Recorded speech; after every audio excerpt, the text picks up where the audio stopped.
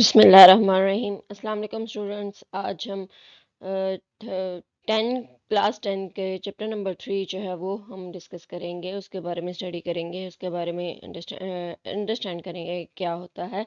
Third chapter 3.1 हमारे पास topic है। Third chapter में क्या है कि इनपुट और आउटपुट फंक्शंस हैं। ठीक है, इनपुट आउटपुट फंक्शंस होते हैं। इनपुट आउटपुट फंक्शंस कौन से होते हैं, हम इसका डिटेल पढ़ेंगे। और इनपुट फंक्शंस में कौन कौन से शामिल हैं, आउटपुट फंक्शंस में कौन कौन सी चीज़ें आती हैं, और इसके अलावा कोई फंक्शंस होते हैं या नहीं होते।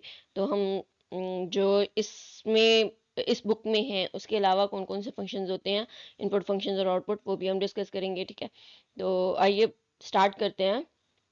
इन प्रोग्रामिंग इनपुट मीन्स, सबसे पहले तो हम डेफिनेशन इनपुट होती क्या है। ठीक है, तो ये इनपुट क्या होती है। इनपुट मीन्स टू एंटर और feed data in a computer program. Computer program के अंदर 9th क्लास में भी आपने जो है पढ़ा होगा कि इनपुट जो है वो क्या होती है। कंप्यूटर प्रोग्राम के अंदर, कंप्यूटर के अंदर जब हम कोई डाटा देते हैं उसको, जब कोई डाटा फीड करवाते हैं, एंटर करते हैं, तो प्रोसेसिंग के लिए, के बाद में उसने प्रोसेसिंग करनी है, तो उसके लिए जो भी कमांड उसे दी जाती है, जो इंस्ट्रक्शंस दी जाती हैं, जो डाटा उसको दिया जाता है, वो इनपुट कहलाता है। ठीक है, और ये इनपुट डाटा जो है वो बिफोर प्रोसेसिंग होता है, यानी कि इसमें प्रोसेसिंग अभी होनी बाकी होती है, प्रोसेसिंग नहीं हुई होती। ठीक है, तो ये डाटा जो आप दे रहे हैं ये इनपुट होगा। ठीक है, और उसके बाद आउटपुट क्या है। प्रोसेसिंग के बाद जो हमारे पास रिजल्ट आता है वो आउटपुट कहलाता है। Output is what computer produces after processing the data. Data processing होने के बाद जो हमारे पास चीज़ प्रोड्यूस हुई है, जो रिजल्ट आया है, जो आंसर आया है, वो आपके पास कहलाएगा आउटपुट। तो ये इनपुट और आउटपुट की डेफिनेशंस होगी। इसके बाद क्या है, इनपुट आउटपुट की डेफिनेशन के बाद हमारे पास क्या चीज़ आती है। सिर्फ language provides many input output functions. Input और आउटपुट फंक्शंस जो हैं वो बोथ से प्रोवाइड किए जाते हैं। ठीक है, to provide interaction between program and user. Computer और जो कंप्यूटर यूज करने वाला है उसके दरमियान इंटरेक्शन, उसके दरमियान राब्ता कायम करने के लिए हमें किसी चीज़ इनपुट फंक्शंस की ज़रूरत होती है। ठीक है, तो वो इनपुट फंक्शंस जो है वो सी लैंग्वेज, अगर हमें सी लैंग्वेज का प्रोग्राम राइट करना है तो उसके लिए इनपुट फंक्शंस की ज़रूरत होगी, ताकि हम अगर कुछ इनपुट दे रहे हैं तो उसका रिजल्ट हमारे पास आ सके। ठीक है, आपने 9th क्लास में पढ़ा होगा कि इनपुट और आउटपुट के बारे में, और इनपुट डिवाइसेस और आउटपुट डिवाइसेस के बारे में। इनपुट डिवाइसेस क्या होते हैं, जिससे हम इंस्ट्रक्शंस, जिससे हम डाटा फीड करवाते हैं, वो इनपुट डिवाइसेस होती हैं। ठीक है, और आउटपुट डिवाइसेस क्या होती हैं। आउटपुट डिवाइसेस जिससे हमें जिस डिवाइस पे हमें आंसर आता है, जिस डिवाइस पे हमें रिजल्ट रिसीव होता है, वो आउटपुट डिवाइसेस कहलाती हैं। ठीक है, तो सी लैंग्वेज के अंदर जब हम प्रोग्राम लिख रहे होते हैं तो कुछ फंक्शंस की मदद से हम जो है वो अपना जो क्वेश्चन देते हैं उसका आंसर हमारे पास आता है। फंक्शंस के ज़रिए से हम क्वेश्चन उसको कमांड देंगे कि ये आपने काम करना है, इसमें प्रोसेसिंग करनी है, ये चीज़ करनी है, और ये आपको मैं डाटा दे रहा हूँ। ठीक है, तो इसका आंसर जो है वो मुझे आप देंगे। तो उसके लिए इनपुट फंक्शंस और आउटपुट फंक्शंस होंगे।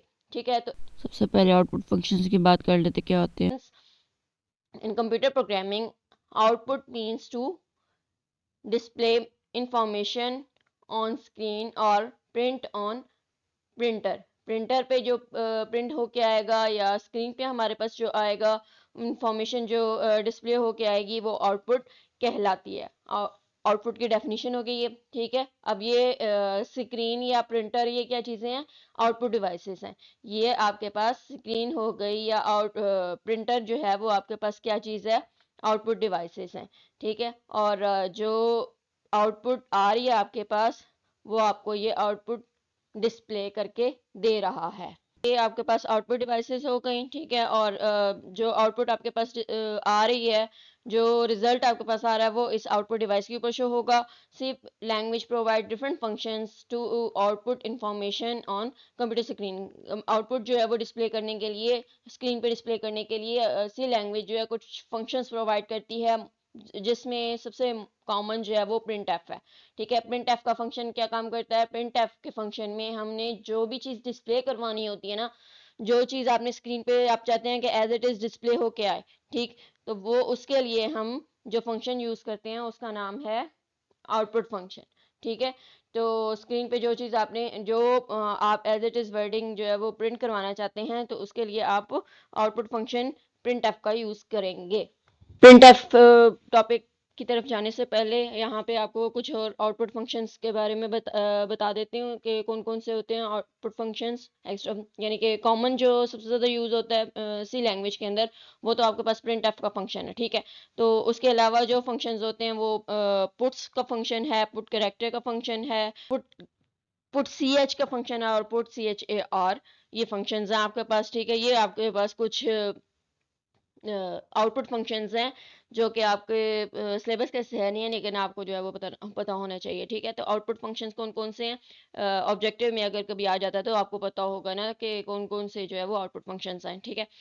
प्रिंट एफ आपके पास आउटपुट फंक्शन है, पुट्स आपके पास आउटपुट फंक्शन है, पुट कैरेक्टर आपके पास आउटपुट फंक्शन है, C H put C H और put C H A R, ये आपके पास जो है वो आउटपुट फंक्शंस हैं, ठीक है। तो जो हमारे सिलेबस का हिस्सा है वो प्रिंट एफ फंक्शन है, तो उसकी तरफ हम चलते हैं कि ये क्या होता है। printf function is use to print text को, कॉन्स्टेंट्स को या वैल्यूज, वेरिएबल के वैल्यूज को प्रिंट करवाने के लिए जो है वो printf का फंक्शन यूज किया जाता है। और इसके अलावा एक्सप्रेशंस जो हैं वो आपने एक्सप्रेशन सॉल्व करवानी है तो उसके लिए डिस्प्ले करवानी है तो उसके लिए भी जो है वो printf का फंक्शन यूज किया जाता है on screen in a specified format. कुछ खास स्पेसिफाइड फॉर्मेट को फॉलो करते हुए हम ये काम करते हैं, ठीक है। सिंटैक्स आपके पास क्या है इसका कि प्रिंट एफ आपने फंक्शन लेने हैं, यहाँ पे कंट्रोल स्ट्रिंग आ जाएगी, ठीक है। यानी कि जो भी आप चीज़ डिस्प्ले करवाने चाह रहे हो तो वो डबल कोट्स के अंदर, यानी कि कोटेशन मार्क के अंदर, डबल कोट्स के अंदर इसको प्रिंट प्रिंट जो भी आपने करवाना है इसको उसके अंदर लिखेंगे। और इसके बाद लिस्ट ऑफ आर्गूमेंट्स, ये कंपल्सरी नहीं होता हर जगह हमें डालना हो, ठीक है। तो ये आप लिस्ट ऑफ फॉर्मेट्स जो हैं वो ऐड कर देंगे। लिस्ट ऑफ फॉर्मेट मतलब इसमें आपने जो अगर फॉर एग्जांपल वेरिएबल का रिजल्ट देना है तो उसमें ये चीज़ आ जाएगी कि यहाँ पे फॉर्मेट आप देंगे। आगे देखते हैं एग्जांपल, आपको अच्छे से क्लियर हो जाएगा। सबसे पहले देखते हैं कंट्रोल स्ट्रिंग क्या होता है, ठीक है। Control string consist of text, format specifier भी आप आगे पढ़ेंगे इसी चैप्टर में। एस्केप सीक्वेंस भी आप आगे पढ़ेंगे इसी चैप्टर में। फॉर्मेट स्पेसिफायर जो है वो डिफरेंट होते हैं डिफरेंट डाटा टाइप्स के लिए, ठीक है। फॉर एग्जांपल अगर इंटीजर की बात करें तो इंटीजर के लिए डी और भी बहुत होते हैं, तो इंटीजर के लिए डी होता है, ठीक है। एस्केप सीक्वेंस क्या होता है, एस्केप सीक्वेंस जो है वो आपके पास जो आपने अगर फॉर एग्जांपल आपने नेक्स्ट लाइन में डिस्प्ले करवाना है तो उसके लिए एंटर आप नहीं दबा सकते, बल्कि आपको एक ऐसे सीक्वेंस जो है वो देना होगा, ठीक है। तो उसकी मदद से आप जो है वो अगर फॉर एग्जांपल पैराग्राफ आपने जो है वो लिखना है, ठीक है, तो उसको उसके लिए नेक्स्ट लाइन की ज़रूरत होती है। तो उसके लिए आप जो एस्केप सीक्वेंस यूज़ करेंगे वो कौन सा होगा, बैक स्लैश एन। जो आपके पास एस्केप सीक्वेंस नेक्स्ट लाइन के लिए आएगा वो बैक स्लैश एन होगा। होप सो आपको इसकी समझ आ गई। डिटेल इसकी जो है वो इंशाल्लाह हम आगे लेक्चर्स में पढ़ेंगे। It is written within double quotes, तो जो भी आपने स्ट्रिंग डिस्प्ले करवानी है वो डबल कोट्स में लिखनी होगी। Text specifies the message that is to be printed along with the values. Format specifiers यहाँ पे हल्की सी डेफिनेशन है इसकी कि फॉर्मेट स्पेसिफायर क्या होता है। Format specifier specifies the format according to which the values to be printed, जिसके अकॉर्डिंगली वैल्यूज को प्रिंट करवाना होता है वो आपके पास क्या कहलाता है, उस फॉर्मेट को हम फॉर्मेट स्पेसिफायर का नाम देते हैं, ठीक है। एस्केप सीक्वेंस अब क्या है, escape sequence control the printing on output device. Output device पे प्रिंट जो हम प्रिंट करवा रहे हैं उसको कंट्रोल करना कि किस फॉर्मेट में हमने जो है वो डिस्प्ले करवाना है, ठीक है। आउटपुट डिवाइस पे किस तरह का शो होके आना चाहिए हमें जो हम टेक्स्ट डिस्प्ले करवा रहे हैं, तो उसके लिए जो है वो आ जाएगा आपके पास escape sequence.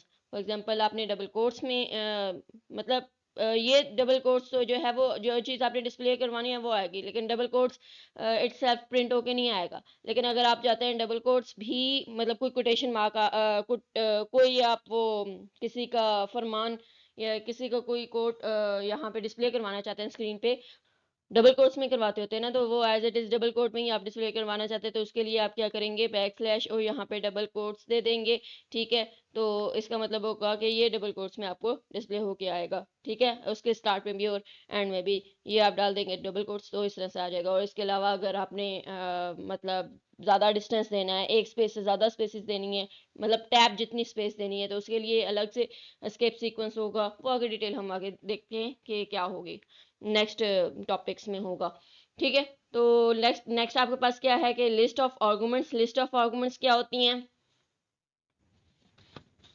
List of arguments consist of list of variables, constants and arithmetic expressions separated by commas. commas से separate करना है आपने। अगर list of variables डालना चाहते हैं, list of constants आप डालना चाहते हैं, या arithmetic expressions आप ऐड करना चाहते हैं। arithmetic means जिसमें आपके जिस expressions में प्लस माइनस डिवाइड वगैरह आता है, ठीक है, तो वो आप अगर इसमें ऐड करना चाहते हैं तो उसके लिए क्या करेंगे, लिस्ट ऑफ आर्गुमेंट्स में ये चीजें आप कॉमास की मदद से सेपरेट करेंगे। Whose values are to be printed, जिसकी वैल्यूज जो है वो प्रिंट होनी है, ठीक है। तो the values are printed according to the corresponding format specifier. Values अगर आपने जो है वो प्रिंट करवानी है जहाँ पे वैल्यूज का मलदखल है, तो उसके लिए फॉर्मेट स्पेसिफायर आप जो है वो यूज करेंगे, ठीक है। तो फर्स्ट फॉर्मेट स्पेसिफायर, अगर एक से ज़्यादा वैल्यूज़ हैं, मतलब एक से ज़्यादा आपके पास वेरिएबल्स हैं, उनकी वैल्यूज़ डिस्प्ले करवानी है, तो उसके लिए जो फॉर्मेट स्पेसिफायर सबसे पहले आ रहा होगा, वो इसका मतलब ये होगा कि वो पहले आर्गूमेंट का फॉर्मेट स्पेसिफायर है, अगर डिफरेंट डाटा टाइप्स हैं तो, ठीक है। तो जो सेकंड नंबर पे आपके पास आ रहा होगा फॉर्मेट स्पेसिफायर, उसका मतलब है कि वो फॉर्मेट स्पेसिफायर जो है वो सेकंड नंबर के लिए है, सेकंड आर्गूमेंट के लिए, ठीक है। इसी तरह से सो ऑन। अगर आप डिफरेंट डाटा टाइप्स वेरिएबल के लिए यूज कर रहे हैं और डिफरेंट वेरिएबल्स यहाँ पे आर्गुमेंट्स के तौर पे आप ले रहे हैं, तो उसके लिए जिस सीक्वेंस में फॉर्मेट स्पेसिफायर्स हैं उसी सीक्वेंस में जो है वो वैल्यूज डिस्प्ले होंगी। होप सो इसकी समझ आ गई। द आर्गुमेंट्स, ये नीचे आपके पास एग्जांपल भी है तो इससे आपको क्लियर हो जाएगा। The arguments in printf function are optional. यही मैंने आपको बताया था कि आर्गूमेंट्स, लिस्ट ऑफ आर्गूमेंट्स जो है वो जरूरी नहीं है कि हर स्टेटमेंट में आपको देनी होगी, ठीक है। फॉर एग्जांपल यहाँ पे अगर मैं printf करवाती हूँ,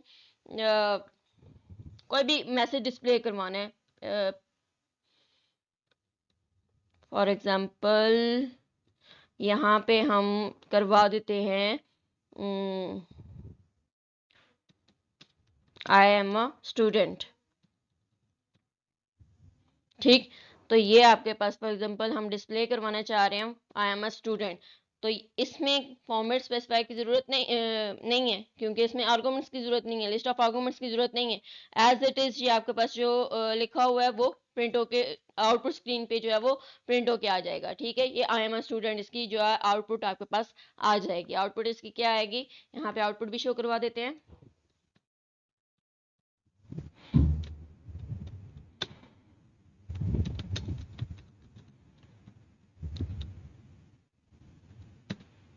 तो ये इसकी आउटपुट आ जाएगी, ठीक है। अगर यहाँ पे आप फुल स्टॉप लेंगे तो जो आपका आउटपुट स्क्रीन पे शो हो रहा है वहाँ पे भी फुल स्टॉप आ जाएगा। अगर नहीं फुल स्टॉप आपने एंटर करवाया तो फुल स्टॉप नहीं आएगा।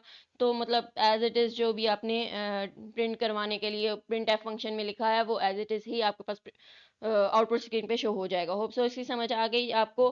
तो नेक्स्ट ये जो एग्जाम्पल यहाँ पे दी हुई है उसको भी हम देख लेते हैं। printf का फंक्शन है, एग्जांपल क्या है कि printf बैकस्लैश n, अब बैकस्लैश n जो है वो आपके पास एस्केप सीक्वेंस है, मैंने आपको इसका बताया था कि ये नेक्स्ट लाइन के लिए होती है। The value of a is percentage d, ये आपके पास फॉर्मेट स्पेसिफायर है, ठीक है। तो value of a is percentage d and value of b is percentage d। Percentage d means के दोनों आपके पास जो a और b वेरिएबल्स हैं दोनों इंटीजर डाटा टाइप्स के हैं। तो इन यहाँ से आपको ये फॉर्मेट स्पेसिफायर से क्लियर हो रहा है कि ये दोनों इंटीजर डाटा टाइप्स के हैं, ठीक है। तो अब यहाँ आप देखें, a सबसे पहले फॉर्मेट स्पेसिफायर जो है वो a की वैल्यू को डिस्प्ले करेगा और दूसरा वाला फॉर्मेट स्पेसिफायर जो है वो b की वैल्यू को डिस्प्ले करेगा, ठीक है। सीक्वेंस जो होगी उसी सीक्वेंस में फॉर्मेट स्पेसिफायर जो है वो वैल्यूज डिस्प्ले होंगी। होप सो समझ आ रही है। अज्यूमिंग अब यहाँ पे नीचे एग्जांपल के तौर पे a की वैल्यू दी है और b की वैल्यू, तो किस तरह से आउटपुट जो है वो शो होगी वो देखते हैं। अज्यूमिंग a की वैल्यू जो है वो आपके पास 3 है, b की वैल्यू जो है वो आपके पास 4 है, तो मैसेज जो डिस्प्ले होके आएगा वो नए लाइन में, न्यू लाइन में डिस्प्ले होगा और क्या आएगा message, the value of a is 3 and the value of b is 4 as it is आपके पास ये डिस्प्ले होके आना है, ठीक हो गया। यहाँ पे आपके पास देखें ये फुल स्टॉप था तो फुल स्टॉप भी यहाँ पे आया है।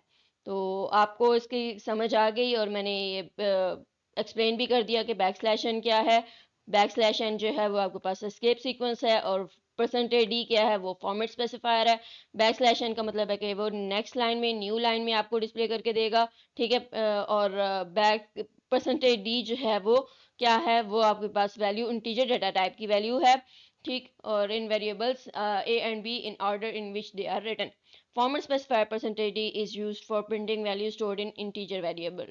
होप सो आपको ये सब क्लियर हो चुका है इन आउटपुट फंक्शंस के बारे में। आउटपुट फंक्शन जो है उसमें जो ज़्यादातर यूज़ होता है बेसिक आउटपुट फंक्शन, वो है printf का फंक्शन है, ठीक है। printf का फंक्शन जो है वो आपको डिस्प्ले, अगर कोई मैसेज डिस्प्ले करवाना है एज इट इज़ तो आउटपुट स्क्रीन के ऊपर, तो उसके लिए यूज़ किया जाता है, ठीक है। और उसका जो सिंटैक्स हमने देखा था वो आपके पास क्या था, सिंटैक्स ऊपर हमने देखा कंट्रोल स्ट्रिंग जो आपने डिस्प्ले करवाने हैं वो हो जाएगी, और लिस्ट ऑफ आर्गुमेंट्स जो कि ऑप्शनल होते हैं।